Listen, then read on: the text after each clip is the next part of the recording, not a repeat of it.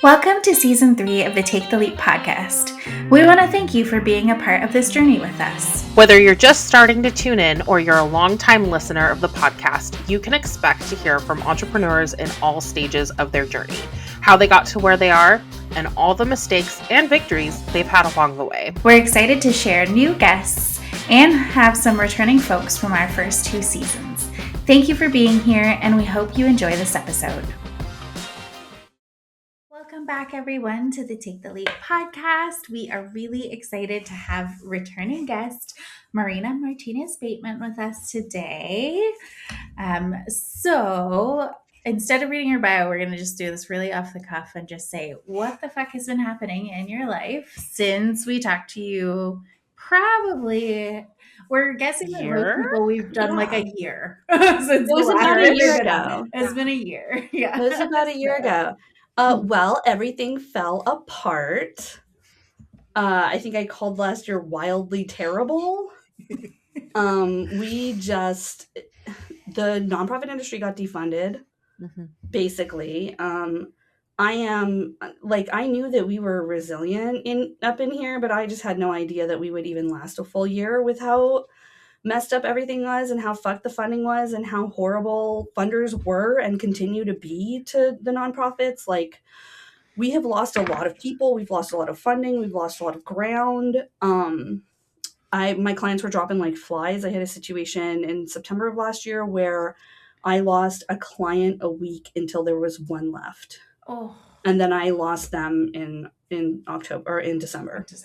Yeah. So I had to lay off staff. I waited as long as possible for that, and was able to do the state of California, which is where my employee was, has what's called a partial layoff program. So I was able to do that. So the state knows that whenever we have the cash flow, she's coming back. It's a very good program for when you're not intending to keep people laid off. It's nice to be able to like retain that position. And then this year, things have turned around dramatically. Mm-hmm. We're on track to bring her back. We're on track to be back, out of debt. And, we are looking at projections that put us at 40% of our normal average year revenue by the end of the first quarter. That's awesome. That's incredible. It's wonderful. It's awesome. And I kind of am like, this is not a timeline I am used to. I have been in business for myself for 27 years. I've never seen it like this. Yeah. I forgot you've been doing this so much longer than us, just because I've known you, you know what I mean? Like, I've known you for a shorter amount of time than that. I'll take a break. Something won't work out. I'll run into a roadblock. I'll go work for a nonprofit for a couple years and then I'm back. Yeah. I'm always back out. I'm not an employee type of person.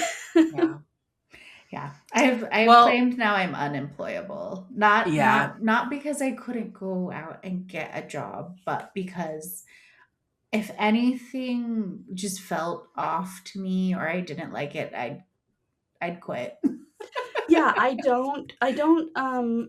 do not work well with established hierarchies. Fair. Especially when those established hierarchies are not even functioning. Mm-hmm.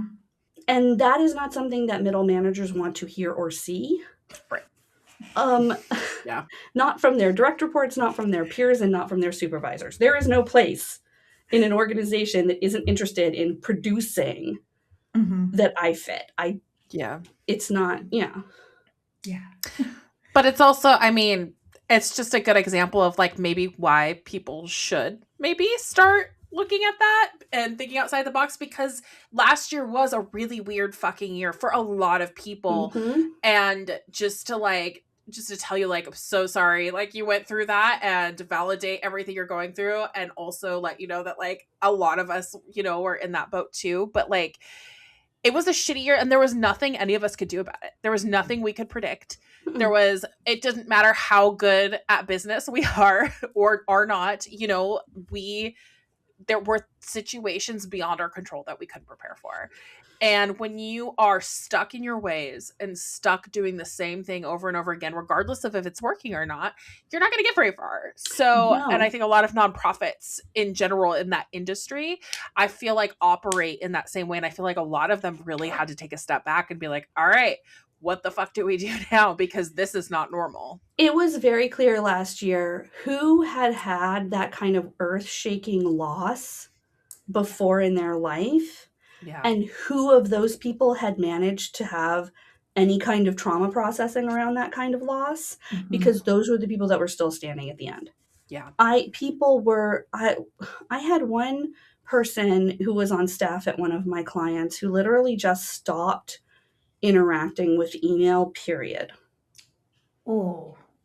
No, didn't read it, didn't write it, didn't answer it for weeks, if not months. Oh my gosh. People were frozen. They were absolutely just, I would hear sometimes daily about the most intense crash outs in spaces, mostly nonprofit spaces, because that's really where a lot of my clients are. But it was like, okay, this is like a once in every several years type of crash out. I'm hearing about it every day, every week. Yeah. People were losing it, either because they were triggered with their previous trauma around work and money and working and life and all of these things, or because they'd never experienced this kind of adversity and they just had no idea how to deal with it at all. Yeah. Yeah. I will say that is one of like the things that is nice about like where the three of us sit, is that we are resilient. We've had to deal with shit, and so we don't get immobilized by it. Not saying that there's anything wrong with that, because that just means that all three of us have experienced some intense shit and trauma. Yeah. And I was just telling everybody, like, find the person who's had the most fucked up life. They're probably actually going to be the one to lead you out of this. Yeah. Yeah. Yeah. Instead of finding the helpers, like they all say, no, we're all the helpers are tired. Find the people who are fucked up. Yeah. Find, if you think to yourself, who in my friend group needs therapy the most? That person is probably okay. And also, if you don't know who the person is that's fucked up the most, likely they're the funniest in your group. Yeah. Look for them. Yeah, look for the funniest one. There's sweet pain there. They'll get you out. They can lead you out of this. You'll be laughing along the way. It'll be great. Everybody will be fine. Yeah. But yeah, it was a really hard year, and I would see things that sort of reminded me of 2009, the big recession, but it wasn't the same. It was not the same because it was so targeted on the nonprofit industry and so direct and so very deliberate. Whereas 2009 was, we all saw the writing on the wall. We knew what was going to happen, and we knew who was going to make that happen so that they could enrich themselves. But it wasn't like this.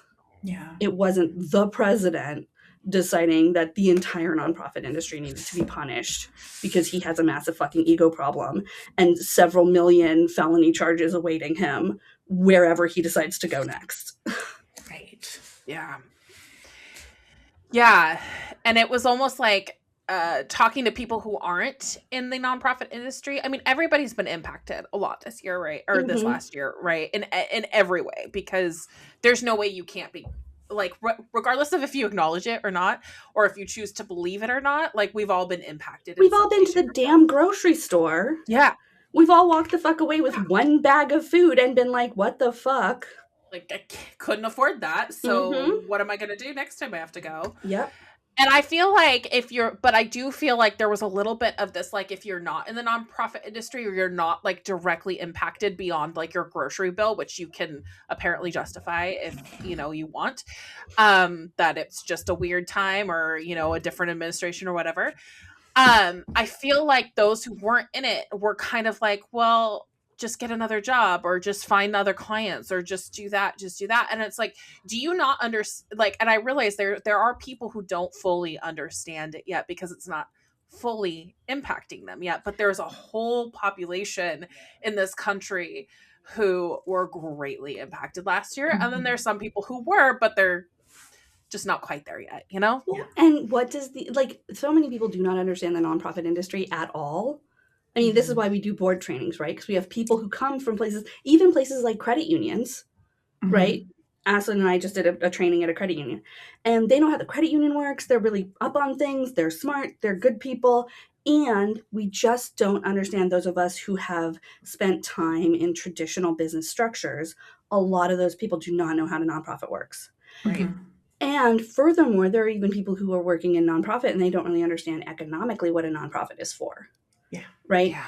The state should be taking care of the citizens. If we have people starving, if we have people dying of exposure, if we have people who can't get educated, who can't get their insulin, these kinds of things, this is a failure of the state. Right. But here, especially in America, we make the nonprofit industry saddle that burden so that we, as quote unquote the taxpayer, can spend all of our money on like bombs and I guess whatever frivolous lawsuits the president wants right now. Like, these are the things that we're investing in, and we don't invest in preschool, we don't invest in food, we don't invest in greenways, like all of these things. And that's why the nonprofit industry exists in America, because the state has failed these people. And we, as a nonprofit industry, we have billions of clients all around the globe, and we have millions and millions and millions of clients in America. And those are the people that depend on us for access to meds and access to school and transportation and mental health and clothes and food and all of these things that they're not going to have if we don't exist. And so then when we start to crumble, the people who actually run the economy, which is, of course, the working poor, they crumble too, because the support systems that they relied on don't exist anymore. Yeah. Well, I mean, it was Reagan, right, who said the safety net should not be the federal government's deal. Nonprofits are doing it better.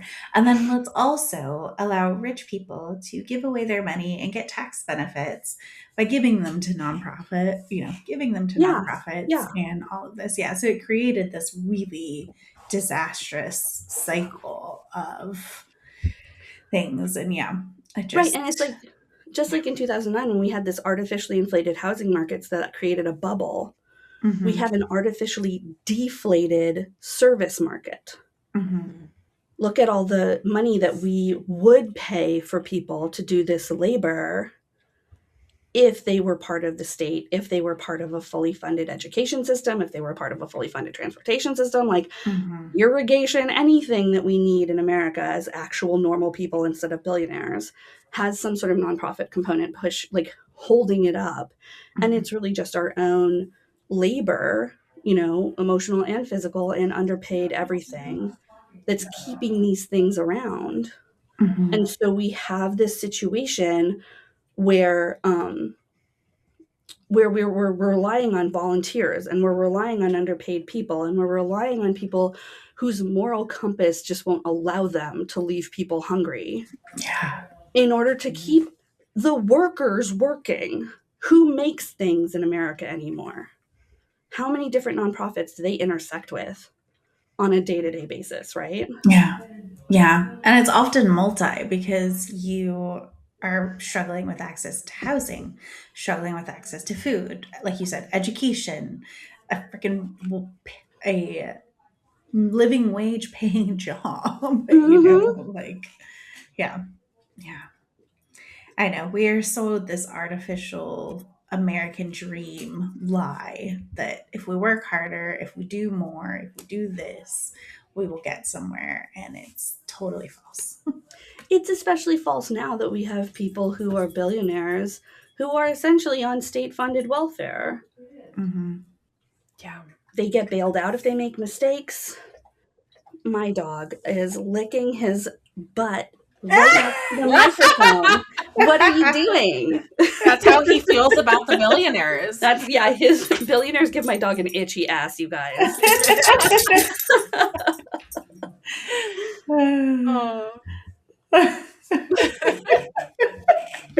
We are having unhinged conversations today, and I love it. I love it. It's like hard-hitting facts about the economic position of nonprofits and dog butt. It's something, there's something about that Friday afternoon sweet spot of like recording, and you know that you're probably going to be done or like close to being done once we're done with this recording. That just, you know, it's perfect. I think we should keep this Friday recording spot for that reason, because it's perfect. Like we get the best conversations. Well, and you guys have such good networks. You're going to get some like really smart, really experienced professionals being absolutely fucking crazy. We do. Like, it's perfect. It's literally amazing. Like, I cannot think of one conversation that we've had that's been super buttoned up and like super perfect. Like, every single person no one wants that. I don't want that. No. I do not want professionalism right now from anybody. Well, I want professionalism from one person. And honestly, there's never going to be a point where that man is professional enough for me because of his terrible actions. No. Yeah. The professional option for me, for our president, would be to just leave the country and never come back. Yeah. That would be lovely. If anywhere else would ever take him. Right. I'm told that they would. Yeah. Not my problem. Not my president. I wish he wasn't.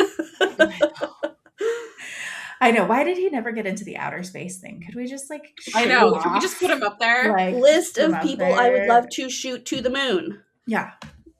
I feel like maybe we could just tell him that he's going inside like a like plane or something that'll take him to another golf course or somewhere, or just like a golf course on the moon. We made a golf course for you. Just get in here. We should make propaganda about the moon. Like, the moon is full of unattended 14-year-old girls. And then they'd all just go there. So instead of Mar-a-Lago, can we make it like Luna-Lago or something? Luna-Lago. You know? Yeah. Just very similar. Catapult, bro. Yeah. Go to the moon. Perfect. You don't need to come back. No, you have everything you need up there. Just stay. Yeah. Everything you deserve is on the moon, sir. Yeah.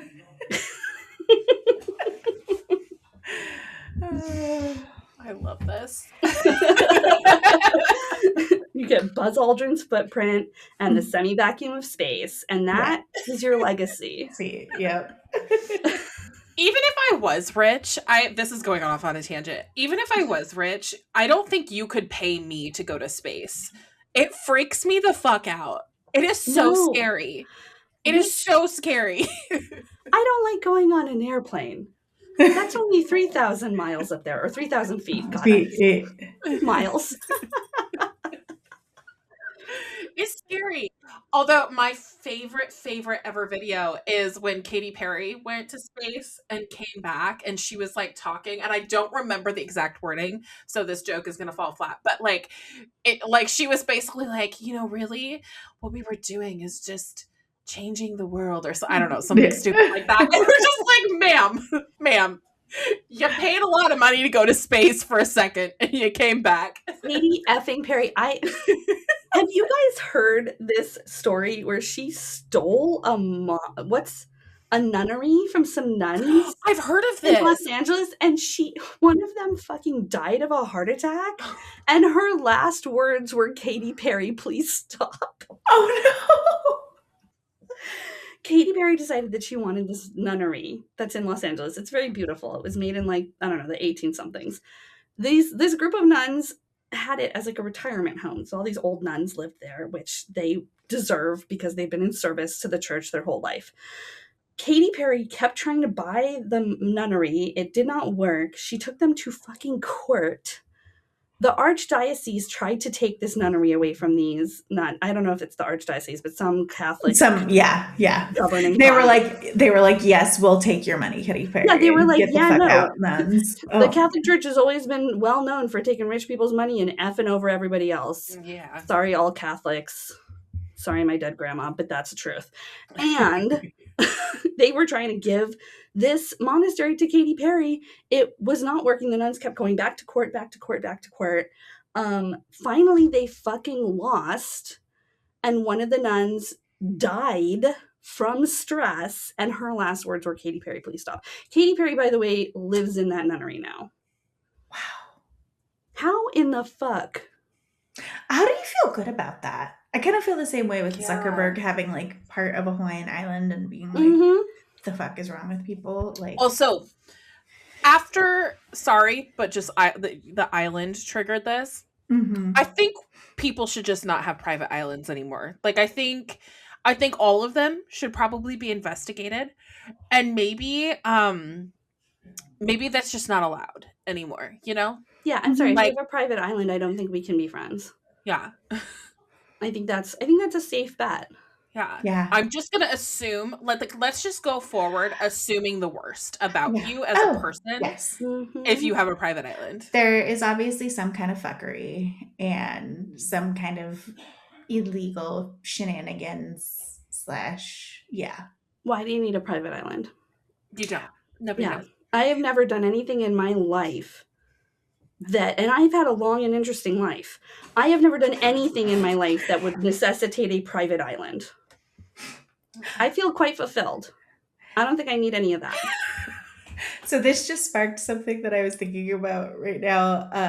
I have not seen the movie yet, but there is a new movie with Rachel McAdams called Send Help. Was it good? I saw it. No, It's I haven't so seen good. it. I saw the trailer for it. I saw the trailer. Yeah. It's so good. Okay, so I totally I didn't know. Oh God, the director, I can't remember his name, but he directed The Evil Dead. Oh, okay. Nice. Yeah. I love that show. It's totally like that, but like grown up and like world weary and like sick of rich dudes and like, oh yeah. Yeah. Perfect. This fits the private island conversation. No, yes. They get stuck on the island. Yes. It is good. It is gory. It's wonderful. Oh. There was a jump scare in it that like got me so good, and I'm very, very susceptible to jump scares, so this is not. I love horror shit, but I will like, my husband's like, why do you watch this when you just completely like do the thing? Right? Me and my friend jump scared ourselves we got jump scared so bad that we did that thing where, you know, when you turn to your friend and you're trying to hold on to them, but they're trying to hold on to you, so you end up like you end up like fighting them. I love that. Yeah, and we were at the Academy in Portland, which is like a small neighborhood theater. Yeah. So we're in there with like a bunch of like cool horror movie fans.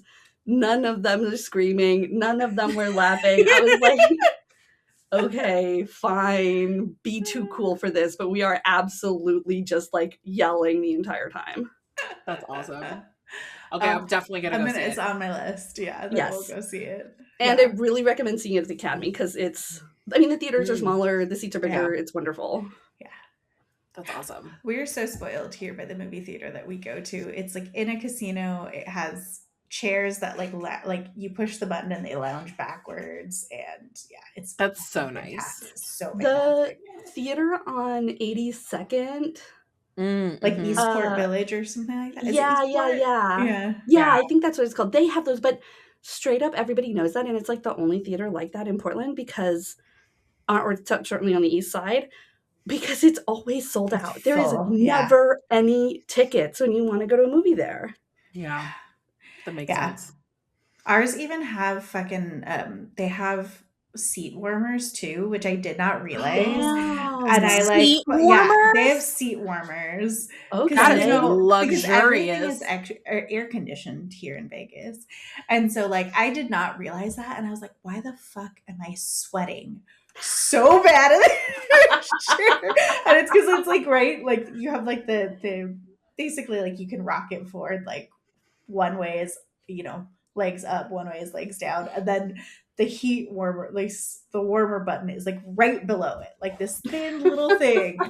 And I was just like, oh my fucking God. Yeah. So I legit was just like, I've started menopause. I'm having a fucking hot flash in the middle of a movie. Never been to a movie so bad it just kills all your hormones. You're like, yeah, it's happening. That's how I felt about have you guys seen this like Coen brother and his lesbian wife situation? They have made 2 movies together so far. They're threatening to make a third. They're threatening to make a third. Bad. It's so bad. I'm trying to think of what movie is it?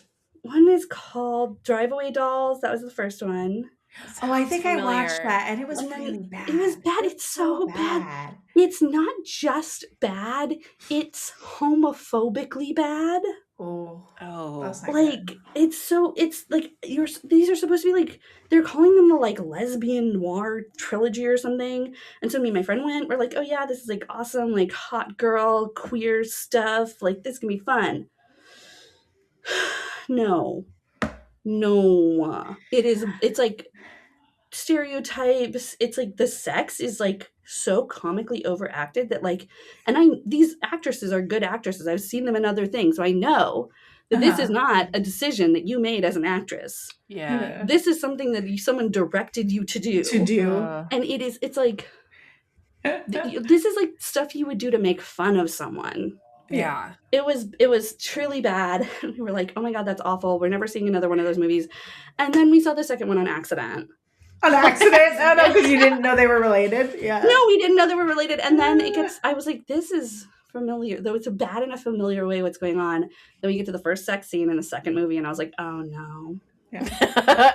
I think we started watching Drive Away Dolls like on like whatever streaming platform. I think I got like 20 or 30 minutes in, and I was like, this is not it. We're not wasting time on this. The moral of Drive Away Dolls is maybe you should marry that girl that cheats on you constantly.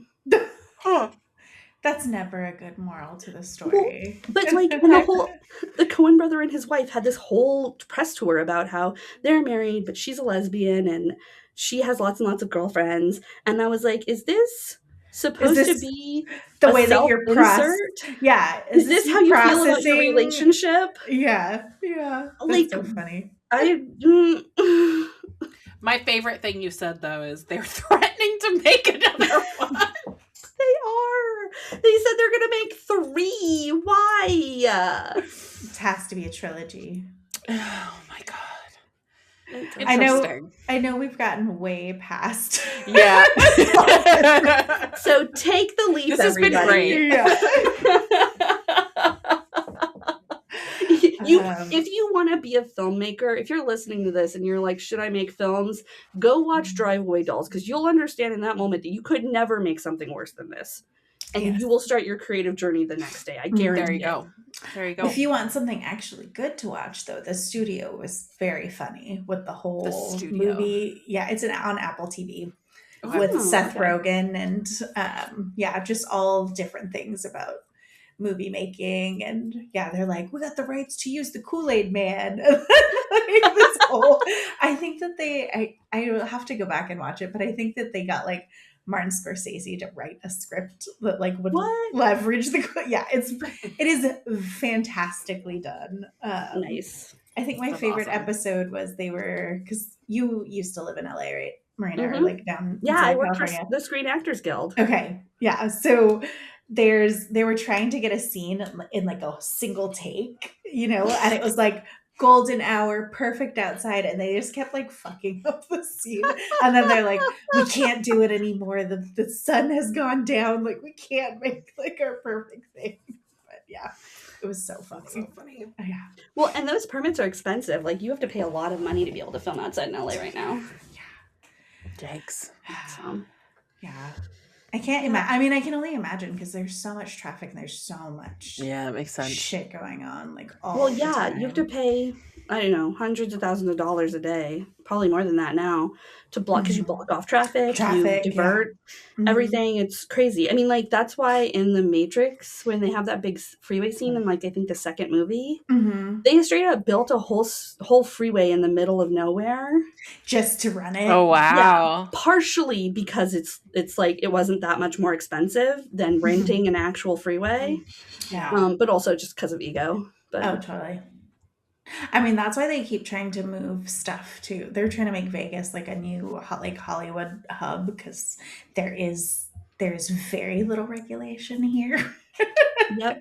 It's very business friendly and business forward. So. Yeah, at SAG we were always dealing with like competing cities to LA. It was weird because like we're a national union. So we have an Atlanta branch. Yeah. And when Atlanta was popping off with all people like coming and making like movies there, the LA branch was like, we have to fight Atlanta. And we would be like, yeah.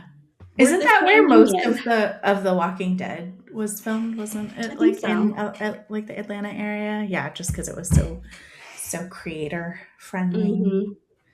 Yeah. Well, and then the thing is, it's industry, right? So Atlanta starts to get a big industry. Those people are union. That doesn't, you get more and more, investment into the film industry in Atlanta, and the rising tide lifts all boats. Other people are like, well, we need to get paid a decent amount. And so then Atlanta becomes like another commercial filming city that has the same kind of regulations as anywhere else.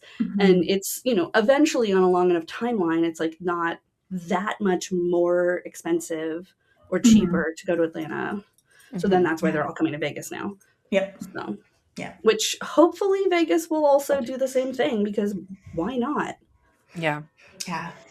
This area is very strange. I feel like everybody works like multiple gigs. Like it's just, yeah. They're like, you don't have like a second job. I'm like, no, this is what I do. I have zero desire to go do a side gig, side hustle. I will just work this harder. Yeah. After a certain amount of time, like freelancing or being your own thing for a while, like you just know that the chance of you getting a gig as yourself is so much higher than you trying to go and make that same money from somewhere else. It's better to invest in yourself. Totally.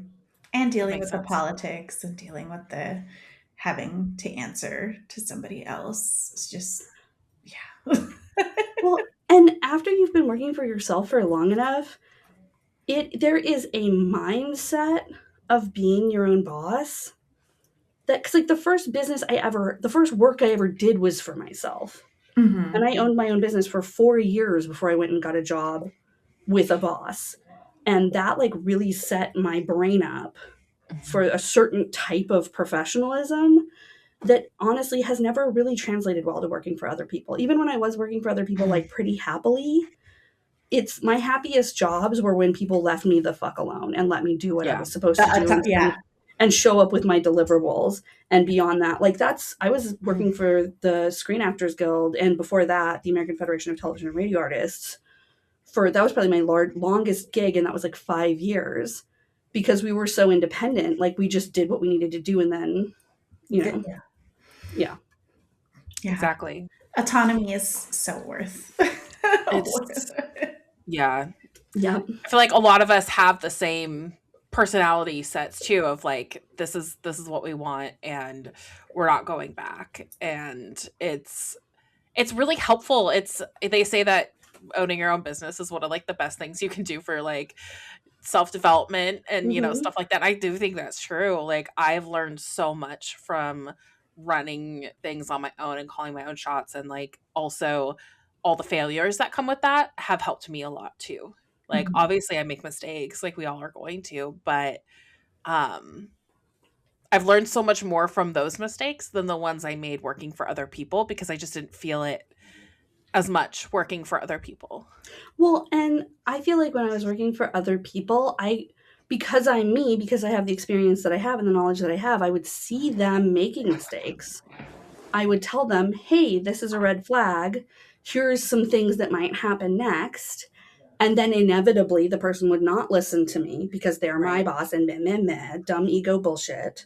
Right. And then they would go headfirst into a big pile of shit. And then very frequently they would be like, Marina, why didn't you stop me? And I would quit, because I would be like, you didn't listen to me. You made a decision on your own. I told you what would probably happen if you did that. You did that thing. It happened to you.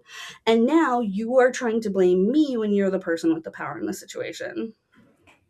Nope. So many times I have worked at places where I feel like I was very undermined by the bosses because, one, I couldn't look better than them, or two, like they had to be right in that situation. Like, it's wild. It's very wild. And I find that those of us who are like this, who have this sort of like personal integrity, drive, focus on impact, all of those things that sort of like make an entrepreneur, we really, like, if you try to tell me that capitalism actually works, I'm going to point to every person I know who has knowledge, skill set, impact, advantage, and tell you why they don't work for some other company. Mhm. Because if capitalism works, how come we have to make our own fortune? How come we don't show up in the market like these other people who are not doing the same thing as us? Because capitalism only works in an environment like this for the super rich and the people who feed into that super rich pipeline of taking value from workers and hoarding it so that they can shoot their stupid ass to the moon. Well, yeah, capitalism only works with winners and losers. Mm-hmm. There's always somebody who wins and there's always somebody who loses. Yep. And then if you can tell where you're sitting depending, in which of those identities you associate with. Well, I was talking to my therapist yesterday about like, how do I stop feeling like a loser when literally this is going on and we are in a position where there is loss, constant loss due to marginalization, due to capitalism, due to colonization, due to all of this stuff. There is ongoing loss, personal, spiritually, relationship wise, economically, right? Like, how do you do that? Yeah. That makes Did she have a good answer? Because yeah. Oh, I took notes. Let me see. What did she say? What did she say? on the edge of our seat. She said I should step outside of myself. So, yeah. Try not to be you. No, another thing she did say is she said, I think it's a good idea for you to invest time in thinking about who you would be if capitalism didn't exist. Ooh, I like that. I like that. Which that's a good thought experiment, and I appreciate that. Mm-hmm. Yeah. That just reminds me too, because being in business and you get busy, you hire people, you do different things. Everybody's always just like, oh, just go hire somebody really cheap from the Philippines or do this or hire. And I'm just like, I hire US-based people, and they're like, well, why? But it's for the same reason. Mm-hmm. Why am I going to exploit somebody's labor? Right? Yeah. Well, and as someone, I did recently say that I had to lay off my staff, but we have a floor at New Coyote. We don't pay any individual person less than $33 an hour because that's a living wage in Portland, Oregon, where we are. Mm-hmm. And we don't pay any contractors less than $66 an hour because every contractor, 50% of their income goes to taxes and supplies. Mm-hmm. Yeah. So it's not the most expensive. It's not the cheapest. It is, for me, what I can do as a middle-class person and a middle-class business owner for my employees. And there is a fucking reason that we're still here. Yeah. Right? Like the fact that we took such a huge hit last year and we still got through it is a sign that we were performing above average. Yeah. And that's incredible. Mm-hmm. That's awesome. That's something to be proud of, even though it was such a shitty year. And that's what happens when you have people who want to grow wealth with you and you want to grow wealth with them. Yeah. Right? Like, even though I'm on my own right now, there's a solid plan in motion to bring my staff back. Well, and you're communicating that to them too. I think that's the key difference. Yeah. Yeah. Because I know this does not work with me by myself. Mm-hmm. I've never wanted to build something alone. All the times I ended up building something alone, it was because I was in this isolationist situation because of capitalism, because of colonizer bullshit, because of, other things, right? Like, not everybody wants to take the risk that I'm taking with me. Yeah. And I don't want them to if they're going to be averse to that, right? Like, being an entrepreneur is a risky deal. And it's not for everybody either. As much as we would never go back, I'm also very aware that there are some people who never want to become an entrepreneur, and the very thought of it stresses them out. Yeah, no, we should not. I don't think we should all be entrepreneurs, but I think that those of us who have that kind of aptitude and have that kind of need in our lives, we should be supported because we're doing a lot of pioneering here. Yeah. Yeah, that's a really good point. I love that. Thank you. That was great. Clip that out. Doing pioneering. Doing the pioneering. See, that sounded very professional. Look at us. I can be professional. We're super. I can be professional. I just don't find. Here's the thing. I never really put a lot of stock in sort of like blanket professionalism. That's sort of like white supremacist garbage, or like what you should look like, what you should talk like, all that stuff. I remember I had a business coach years ago who was like, if you say the word like, people aren't going to hire you. And I was like, no.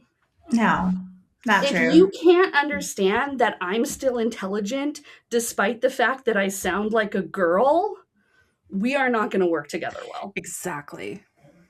If you don't think that a girl could run a company and make you money, that is a you problem, and you're too dumb for my talents. Yeah.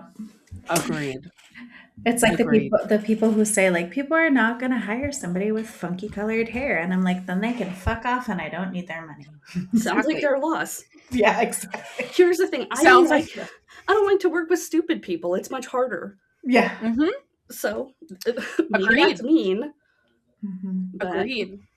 Well, and also like just when people tell you shouldn't do something, my personality type is that I will double down on whatever that thing is, regardless of if I'm into it or not. Mm-hmm. But then that's how you find your people. Like when you're living your authentic self, when you're doing the things that you want to do, regardless of what other people around you are telling you to do, that's how you find your people. Mm-hmm. And when you're running a business, you want to find your people to work with. Yeah, I don't have capacity to do all of this bending and like as a person who's either a one single person or a very small team, I don't have time to bend to somebody else's needs or whatever. We have to be a match. We have to fit together as client and provider, or we're not going to be able to do the stuff that you need to get done. Mm-hmm. Agreed. That's such a good point, because I think a lot of folks, especially when they first go into business, they're like, I will just work with anyone to get $1 or whatever. And it makes it so much easier, if you're not having to convince somebody of why they need or want to work with you. Like I was telling Tori about this new client that I just signed. She's been paying $3,000 to this agency who's running the wrong ads for a year, that she's been asking them to take stuff. Yeah. They're running an old ad that has like a photo of her from like years ago that she's just like, fuck, I told them to stop doing that. And then they haven't removed certain things that she does on her website that she's asked them like multiple times. And I'm like, woman, why are you paying these How people? do people like this keep getting work? I know. Yeah. So like I was in her office yesterday, like getting logged into everything and, like planning on, fixing all this stuff and like porting it over. And then I get to do the thing that I find most joyful, which is like when I say everything is migrated, being like, now you can tell them to fuck the hell off, and I'm going to kick them out of everything for you and just be like, deuces. And I hope you guys never get clients ever fucking again, because that's not these are people's livelihoods, especially when they're small business owners. Yes. You cannot. I feel like when, especially growing up and being socialized female, despite the fact that I identify as non-binary, if you were good at something, you weren't allowed to gloat, you weren't allowed to talk about it, you weren't allowed to shove it in some stupid boy's face because you're faster than him or better than him. And you would get in trouble for that shit. And that is a spirit that I'm so glad was not crushed out of me. And I love seeing it at entrepreneurs when we're like, I'm better than you. I'm good at this. I'm actually super good at this. Like, yes, more of that, please. More of that, especially from femme and women entrepreneurs. Like, I need more girls being like, I'm actually the best. Fuck you. Yeah, that is a really irritating question I get, because I'll like list out all the things that I do for services, and they're like, well, which one are you like the best and the most expert at? And I was like, girl, this is the trimmed down list of everything I used to offer. Like, this is the core set. This is what I do, like. I wouldn't put it on my website if I wasn't good at it. Yeah, I'm not going to put some shit on my website and then fuck it up. Yeah. Also, I wouldn't be getting paid for this shit if I wasn't good at it. Right. That's just gonna, like, I'm not like just trying things out to see how it works out for me. Yeah. What the fuck is it where people just think that every non-male entrepreneur is some ditzy bitch who just decided to do, like, I don't know, like a job? I know.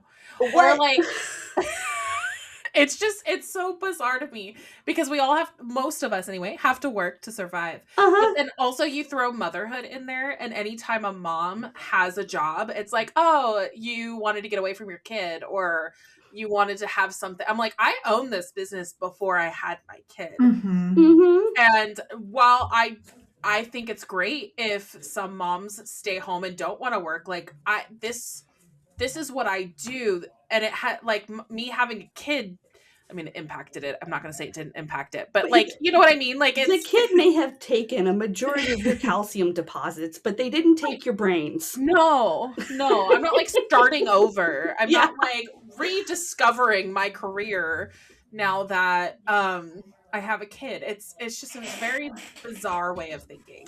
I think that it's such a weird thing because I have a lot of friends who have very young children, and my child is turning 20, Jesus Christ, That's this month. yeah. I find that that because people associate women and like people they think of as women with their children so heavily, like they think I'm a lot smarter now that they know I have a 20-year-old than before, which is weird because I'm like, you guys know I'm like way older than 20, right? I feel the same way when I like subtly, or I don't subtly tell them, but I like straight up tell people that I'm just turned 40, and they're like, Mm-hmm. oh, and I'm like, yeah, I've been doing this a long fucking time, like a Mm-hmm. long time, as a profession and as a career. I didn't just, well, and I think too, so many people like, marketing was easy for me in college because I took it in high school, and then I just Mm-hmm. was like, I really fucking love this. And so now I'm Mm-hmm. going to go get the fancy piece of paper that says that this is what I do. But, but yeah, there's so many people who come like right out of college and they're like, I started a marketing agency. And so I do think that we get like a bad rap being like Well, marketing or communications agencies, and everybody thinks that they can do it. And it's like, Yeah. you can, but can you do it well? Right. Is the question. Yep, I find that a lot. Well, and so I started in marketing and comms, and then moved sort of the more and more I did with like business management, the more and more I learned about business management over the years, the more businesses I had, I started to realize that the business management consulting sphere is really trash. Yeah. We have a lot of big, huge, multi-hundred million, billion-dollar agencies like Deloitte out here that are just taking business metrics and turning that into its own weird business and not actually doing anything about impact. Not only on the actual fucking business and the product, but on the economy as a whole. Yeah. And I'm seeing, like, I'll talk to people who they've paid hundreds, thousands of dollars for business consulting that does not change their impact at all. Have you watched the TV show House of Lies? It's kind of old at this point, but with Don Cheadle in it, because that's what they are. They're management consultants. I started And watching it the other night, and I was like, I can't do this. I cannot do this. Yeah. I Also, watched it a long time ago, but yeah. Don Cheadle is like the character that he plays in that show is so far away from anything that I think of when I think, because he's like an Academy Award winner and like an Oscar winner and shit. I think he's an Oscar winner, but I usually see him in like serious movies and stuff, and he's like talking about railing some chick. I'm like, oh my god, Don, I don't know. It's very like it's that whole management consultant thing of like, you've just now basically persuaded your way into this business. There's a section where he like talks about what they're gonna say, which is basically like, you have to lay off this many people and do this and do that, and then we're gonna get the contract. Yeah, and there's a ton of people at all levels of consultancy that are doing shit like this, where they're selling a vision that sometimes if they're good, they can make the client believe that they've actually successfully given them that thing. But at the end of the day, it does not change the impact the client is having in the market, on the customer, on the product, on the service. And it will not change the fate of the company in the larger economy because you didn't do shit. You didn't do anything. Yeah. You might have made these numbers match up, but those numbers are the wrong ones to be tracking in the first place. And now you're here with a report that says you're fine and you're not, and you don't know how that happened. Yes. Because you don't have you have no relationship with the actual world that you live in. Yeah. The fake numbers game is real. It's so real. And it's just, there is a line that I feel like a lot of us who have personal integrity, we can't cross it. And so because we can't, we don't get to be in the population of people that tricks rich people out of a bunch of money. And I can't tell, honestly, like I still waffle sometimes about whether or not that's a good thing. Yeah. Because there's a part of me that's like, I don't want to work with people who don't know what's going on and don't want to make things better for their client, their customer, and the people around them. That's not my vision of like what I want to spend my fucking days doing. And I spend a bunch of time on this. Exactly. What a weird world we're living in. It's so strange. It's so strange to live in a world where we see there's such double speak everywhere. Yeah. And there are some people who like are still just totally like, oh yeah, no, that's fine. Like the other day, I think I was listening to a podcast and someone was talking about this like article about RFK and how that thing where he said that there's a war on protein is actually like maybe it like makes sense if you like think of these things that like the like it doesn't make sense. He's a crazy person. He's an anti-vaxxer with worms in his hair, in his head, and his hair. Who knows what that shit is made out of? Who literally killed like a bunch of people in American Samoa because he didn't give them vaccines. Like this guy is not ever on a good ticket to anywhere. He does not know what's going on. He doesn't want to know what's going on. And we should not pretend that his broken clock is ever right. Let's stop giving them a platform too. Like that's the thing that's driving me the most nuts right now is with like every headline and every news article, like they're just picking it up because they know people are going to click on it. They know people are going to read it. And it's like, stop spreading this. The like actual they are lying. Real news should not be the craziest fuck shit you heard all week. No. Yeah, no, just like, ignore them. Ignore them. They're not making sense. Someone in power starts to sound like my uncle who did way too much peyote in the 70s. We need to put the brakes on it. Yeah. Don't give it any notice. Like they'll put it on their social platforms and their audience will eat it up and then we can just move on. We can live in the real world of like actual facts, actual numbers, actual impact. Exactly. Yeah. But that's never going to happen because but then here's the thing, I think, though, because it's like I was talking to somebody who was coaching the other day and we were talking about the sort of like anti-diversity initiatives and how those are like what's going on there. And I said, a lot of the sort of like framework of these anti-DEI initiatives comes from a place of this white power, conservative, fascist, Christian hatred where they are disingenuous about their values. They don't care about the things they say they care about. They just want to hurt people who are different from them. Yeah. And because they're in that framework, they think that that's who we are on the left. And that's who we are in this space that cares about DEI. But we know we have facts, we have data, we have actual real lived experience that diverse teams are more effective teams. Yeah. They're better teams. They're just smarter. They have less blind spots. They have more skills on board, right? When we have a diverse team, we are just more effective. And that's if we actually have like a diverse working team, not like tokenism, right? And that is the thing that they're not getting.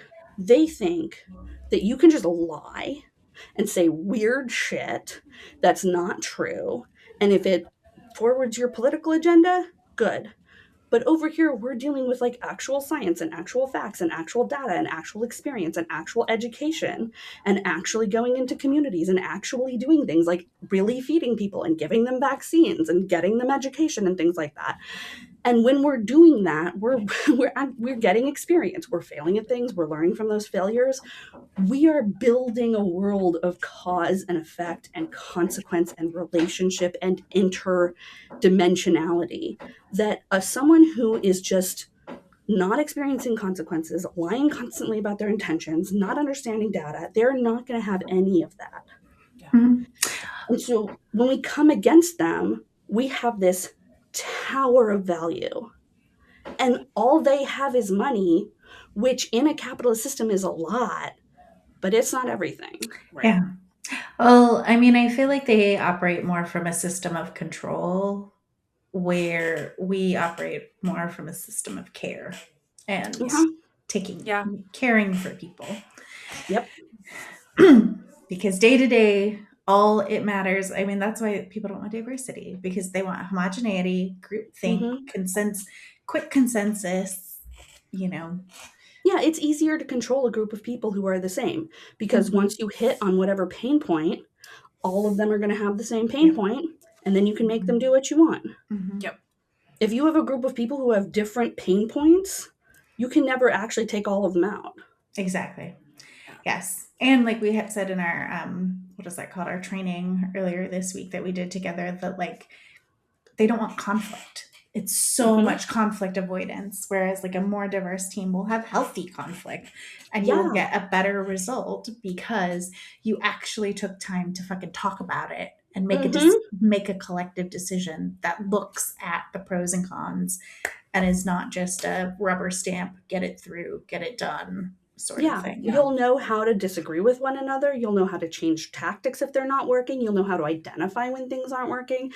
Because when we live in this space where there's no conflict, no one upset, dear leader, you don't get an opportunity to learn shit except for how to obey, how to hide, how to sneak around, how to lie. Those aren't skills that we can actually use in the real world. If we're trying to feed people and keep them healthy and keep them clothed and housed, those skills are trash. They're useless. Well, I'm going to land the plane and wrap us up. But was there anything? I feel like we went all over the place with this conversation. I know. This was amazing, though. That's amazing. But was there anything that you want to ask or tell our audience, not ask our audience? Although, audience, let us know what you thought about this episode. Yeah, hell yeah. But anything that you wanted to share before I ask our final question as close us out? So decolonizing management starts in March. Okay. Awesome. So go to decolonizing.management. We have a March cohort and we have an August cohort every year.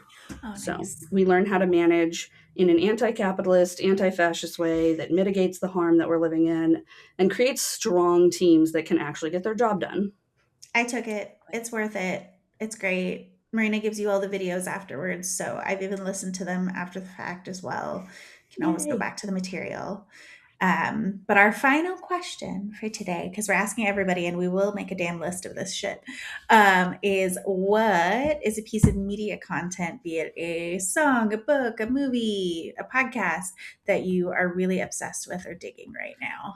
I feel like everybody's saying this, but I can't help it. Heated rivalry. Oh my God. Yes! I knew you were going to say it. I knew that. Heated rivalry has made me believe in humanity again. It's so sweet. I got just like lightly high on mushrooms and watched the entire season. I was like, oh my God, well, life is worth living. Love is like, I mean, I know love is real. I have a husband and a family, like, but there was just, ooh, yes. A lot of folks are calling it be like the rebirth of Brokeback Mountain in like in a better way. I love that. Honestly, I love that. Heated rivalry is so much better than Brokeback Mountain. I was not a Brokeback Mountain fan because it's so tragic and sad, and also like they're not really in love, you guys. They're just like obsessed with each other because they're naked on a mountain together, which I get it, I do.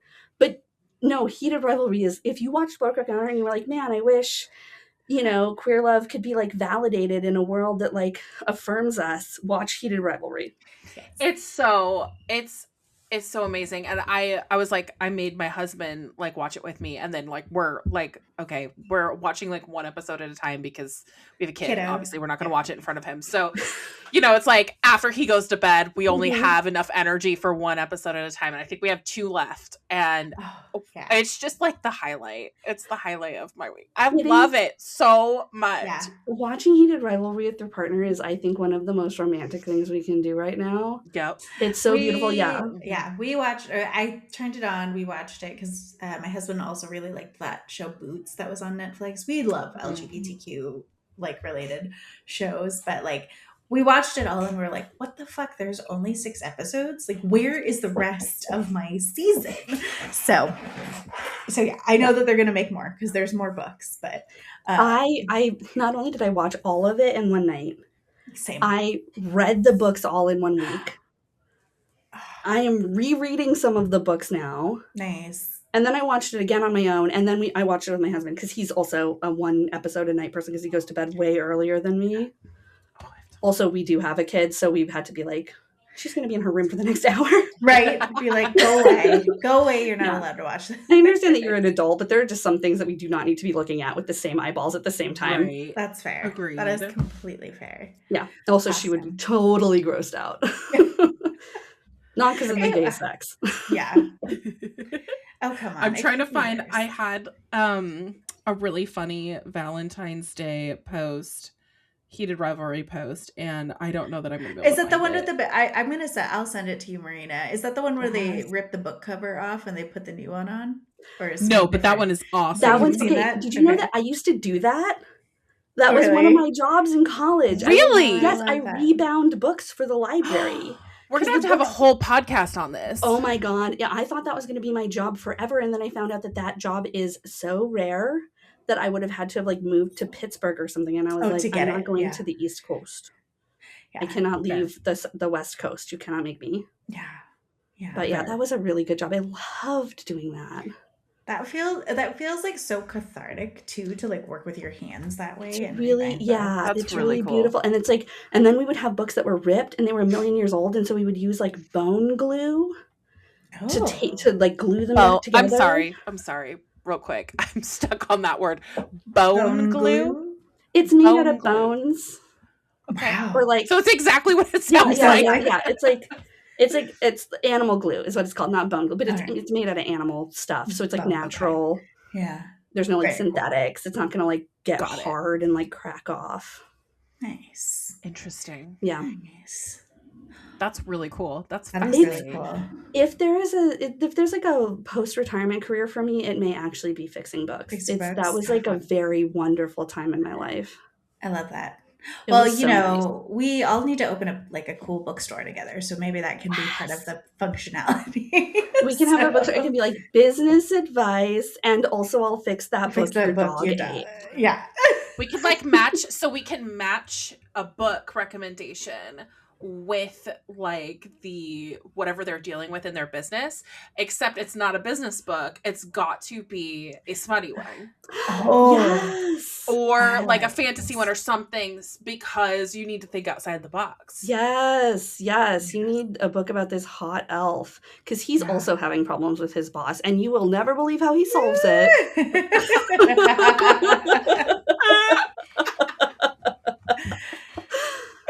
Oh my God, I love that. That's cool. Well, thank you again. Thank you everybody for tuning in, and we will see you on the next one. Talk to you soon. Bye for now. Bye. Thank you for tuning in to another episode of the Take the Leap podcast. Check out our show notes to connect with us and our guests. If you have questions about the episode or ideas for future topics, send us a direct message on Instagram or email us at aloha@taketheleap-today.com. If you're interested in being a guest, fill out the guest interest form on our website. If you're a new entrepreneur who is looking for a roadmap to move your business idea forward, check out the Take the Leap course on our website, taketheleap-today.com. Members who join the course also have an opportunity to join us in bi-weekly co-working and group coaching calls to build momentum and work on your business. And if you'd like a flavor of what we offer, sign up for our free webinar with the 9 essential steps you need to launch your business with clarity and confidence. See you next time.